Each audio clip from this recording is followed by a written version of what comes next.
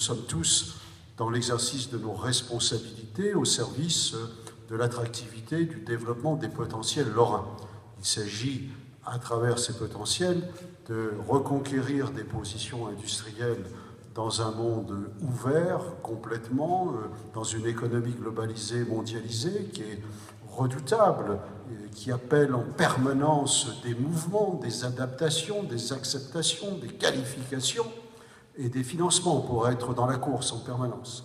C'est très turbulent pour nos concitoyens, pour nous, responsables décideurs. On sait que entre le moment où nous envisageons un investissement de cette nature et le moment où on verra le tube de l'année 2015 se concrétiser, comme disait Fernand Reynaud, il faut un certain temps, non pas pour que le flux du canon refroidisse, mais pour que nous puissions en effet réaliser les constats des décisions prises antérieurement.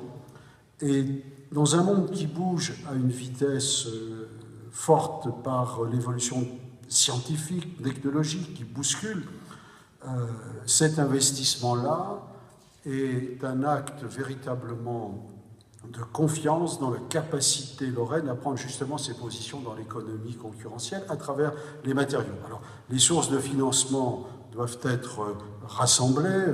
André Rossineau a évoqué l'État, le Grand Nancy, la région, les fonds européens, etc. Tout ça doit être mobilisé dans le cadre des responsabilités que nous partageons. Ça marche, c'est bien. Il ne faut pas regretter l'argent, mais il faut encore regarder devant nous.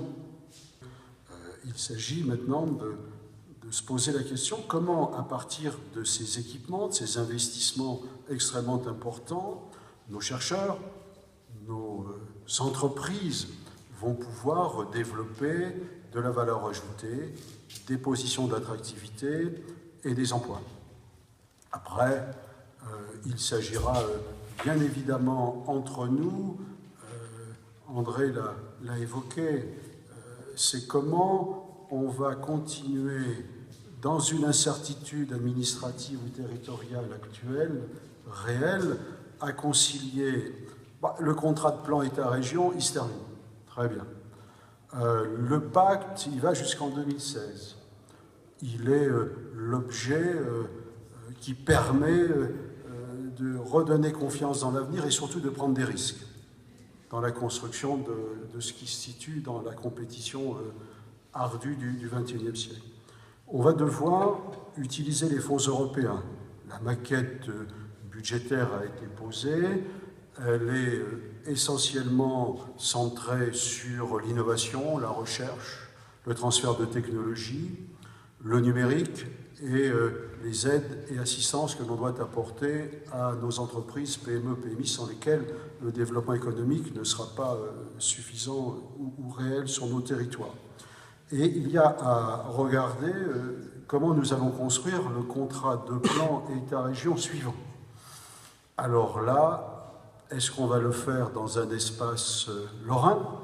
Est-ce qu'on va le faire dans un espace plus large, avec nos voisins alsaciens ou champardonnais, ou tous les trois, ou une fraction des uns ou des autres, ou sans personne? Parce que André et moi, on en parlait en aparté tous les deux avant sa prise de parole. Nous exigeons, enfin nous attendons, lui et moi et d'autres, que le gouvernement nous établisse la règle du jeu. Il faut qu'on connaisse très rapidement la règle du jeu à partir de laquelle il est possible de se déterminer, que nous connaissions les conditions du succès ou du non-succès, de la réalisation ou de la non-réalisation d'un projet qui intéresse nos citoyens, qui est l'allègement du millefeuille dit et territorial, mais jusqu'à présent, toute personne qui a voulu avancer dans cette direction a quasiment renoncé. Je me souviens des propos d'Alain Juppé, qui a été quand même notre Premier ministre, qui disait récemment le bon niveau, le bon millefeuille, c'est 2 échelons. La région, les grandes intercommunalités. Mais faites confiance aux départements, aux conseils généraux et aux maires pour que cela ne se réalise jamais. Donc, est-ce qu'on va donner raison au constat d'Alain Juppé ou est-ce qu'on va oser, une bonne fois pour toutes, adapter les capacités d'action de la République française aussi à la réalité du XXIe siècle? Est-ce qu'on va oser décentraliser réellement ou pas? C'est le débat de l'actualité. À partir de cela, nous travaillerons ensemble. Nous allons nous réunir. Je vais réunir le Sillon, les départements déjà en Lorraine, pour savoir quel est notre regard partagé. Les maires des deux villes, les présidents des communautés, des agglos, les présidents des départements qui voudront bien venir et de regarder est-ce qu'on a une position. Et puis dialoguer à partir de la connaissance qui nous sera donnée par le gouvernement dans un espace de temps réduit. Mais on sait tous qu'une réforme de cette ampleur, il faut la mener d'une façon forte, mais rapide, et loyale, et ouverte. Une réforme sur 7 ans, vous pouvez être sûr que ça n'existera pas. Ça ne se fera pas.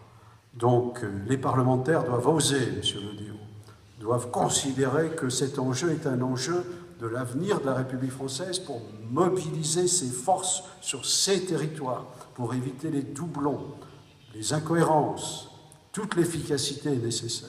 Voilà. Et ça, c'est une réalisation qui prouve que quand l'intelligence collective travaille, il y a ce résultat, c'est tout. Donc,